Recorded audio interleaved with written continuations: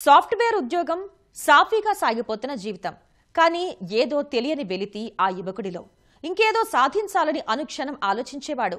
ఉద్యోగానికి రాజీనామా చేసి ప్రభుత్వ ఉద్యోగానికి సన్నద్ధమయ్యాడు. తెలంగాణ గ్రూప్ 2 ఫలితాల్లో 2వ ర్యాంక్ సాధించి అందరి ప్రశంసలు అందుకున్నాడు సిద్దిపేటకు చెందిన సచిన్. గ్రూప్ 2 పరీక్ష ఫలితాలు వెలువడిన సందర్భంగా సిద్దిపేటకు చెందిన సచిన్ రాష్ట్ర స్థాయి 2వ ర్యాంక్ సాధించడం జరిగింది.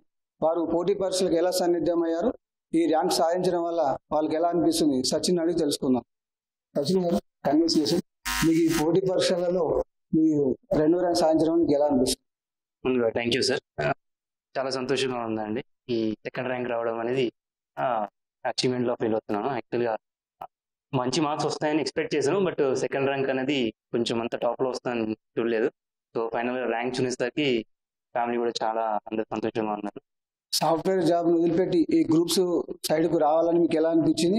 ఈ పోటీ పరీక్షలకు మీరు ఎలాంటి ప్రిపరేషన్ చేశారు?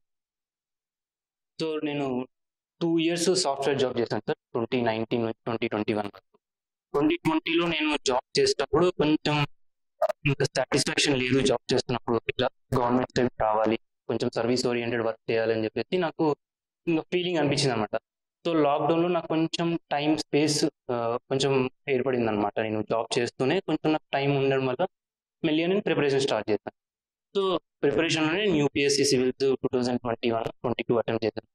అవి క్వాలిఫై అవ్వలేదు ప్రిలిమ్స్. సో దాని తర్వాత మనకు ఇక్కడ తెలంగాణలో నోటిఫికేషన్ పడ్డాక దీనికి ఇంకా ఫుల్ టైమ్గా ప్రిపరేషన్ స్టార్ట్ చేశాను. సో ఇంకా 22, 23, 24 ఇంకా ప్రిపేర్ అవుతూనే గ్రూప్ 1, గ్రూప్ 2 అటెంప్ట్ చేశాను. మీరు ఇంటి దగ్గర ప్రిపరేషన్ ఎలా చేశారు? మీరు ఎలాంటి టైం తీసుకొని ఈ ఫలితం సాధించగలిగారు? సో మనకి ఆన్లైన్ రిసోర్సెస్ చాలా ఉన్నాయండి. మనము మంచిగా వాడుకుంటే వాటిని దానికంటే బెటర్ కోచ్ అనేది ఏది లేదు. సో ఇనిషియల్గా నేను యూపీఎస్సీకి నా ఓన్గా ప్రిపేర్ అయ్యాను 2021-20.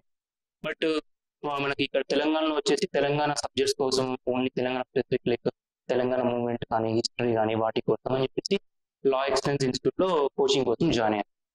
సో వాళ్ళ క్లాసెస్ వింటూనే నేను నా ఓన్గా స్టాండర్డ్ బుక్స్ ఫాలో అవుతూ ప్రిపేర్ అయ్యాను. దాని తర్వాత మళ్ళీ ఇంకా టెస్ట్ రాయడం కోసం మళ్ళీ వేరే ఇన్స్టిట్యూట్ సివిక్ సెంటర్లో జాయిన్ అయ్యి వాళ్ళ మోడల్ టెస్ట్ రాయడము. సో దాని ద్వారా వాళ్ళ ద్వారా వచ్చే ఫీడ్బ్యాక్ని చూసుకుంటూ మళ్ళీ ఇంప్రూవ్ అవ్వడము, రివిజన్ చేయడము. సో ఇలా కంటిన్యూ చేస్తూ వచ్చాను. సో దీని ద్వారా నేను ఎక్కడైతే వీక్గా ఉన్నానో దాని ద్వారా నాకు తెలిసిందనమాట టెస్ట్ రాయడం వల్ల. సో నేను అలా ఇంప్రూవ్ అవుతూ ఈ స్టేజ్కి వచ్చాను అనమాట. మీరు గ్రూప్ 2 ఫలితంతో ఉంటారా? మీ గ్రూప్ 1 కూడా ఇంకా ప్రిపరేషన్ కూడా చేస్తారు? సో నేను గ్రూప్ 1తో పాటు గ్రూప్ 2 కూడా ప్రిపేర్ అయ్యానని కేవలం ఓన్లీ గ్రూప్ 2 అని ఎప్పుడు అనుకోలేదు. సో అలాగనే మన 2024లో వచ్చిన నోటిఫికేషన్కి ప్రిలిమ్స్ రాస్తాను, క్వాలిఫై అయ్యి మెయిన్స్ కూడా అటెంప్ట్ చేశాను. సో అందులో నాకు 461.5 మార్క్స్ వచ్చాయి. బట్ ఇంకా పోస్ట్ వస్తుందో రాలేదో తెలియదు, ఇంకా జనరల్ ర్యాంకింగ్ లిస్ట్ అనేది లేదు. సో ఈ గ్రూప్ 2లో మంచి ర్యాంక్ వచ్చింది కాబట్టి ఈ జాబ్ తీసుకొని మళ్ళీ సివిల్స్కి ప్రిపేర్ అవ్వడానికి ట్రై చేస్తాను. మీ లక్ష్యం ఏంటి? ఇంకా మీరు గ్రూప్ 1 ద్వారా కానీ ఇంకా మీరు ఎలాంటి స్థిరపడాలనుకుంటున్నారు? సో మళ్ళీ సివిల్స్కి ప్రిపేర్ అవుతానండి. ఐఏఎస్కి ట్రై చేస్తాను. మళ్ళీ సాధించే వరకు పోరాడుతూనే ఉంటాను. సిద్దిపేట నుండి పరశురామ్, ఈటీవీ న్యూస్.